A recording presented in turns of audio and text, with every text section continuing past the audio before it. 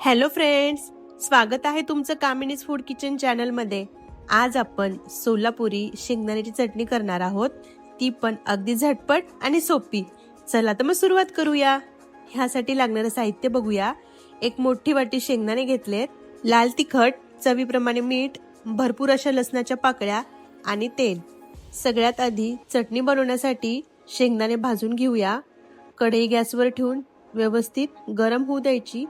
त्यात शेंगदाणे टाकून घ्यायचे आणि मीडियम गॅसवर मस्त असे भाजून घ्यायचे।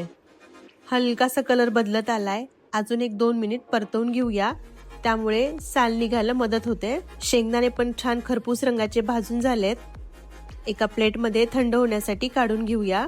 थंड झाल्याच्या नंतर साल अगदी झटपट वेगळे होतात। हाताच्या मदतीने व्यवस्थित चोळून घ्यायचे।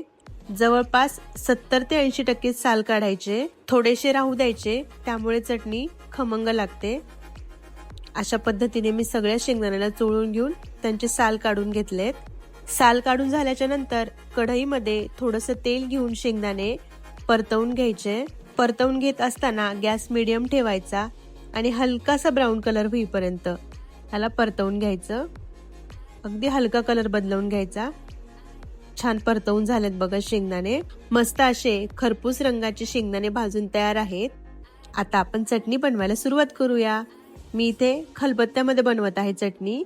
खलबत्ता माझा छोटा असल्यामुळे मी इथे 2 टप्प्यात चटणी बनवणार आहे। सगळ्यात आधी तळून घेतलेले शेंगदाणे टाकून घ्यायचे, 7 ते 8 लसणाच्या पाकळ्या, तिखट आणि चवीप्रमाणे मीठ टाकून घ्यायचं। तुम्ही इथे बॅडगी मिरचीचा सुद्धा वापर करू शकता, जर तुम्हाला थोडी कमी तिखट आवडत असेल तर।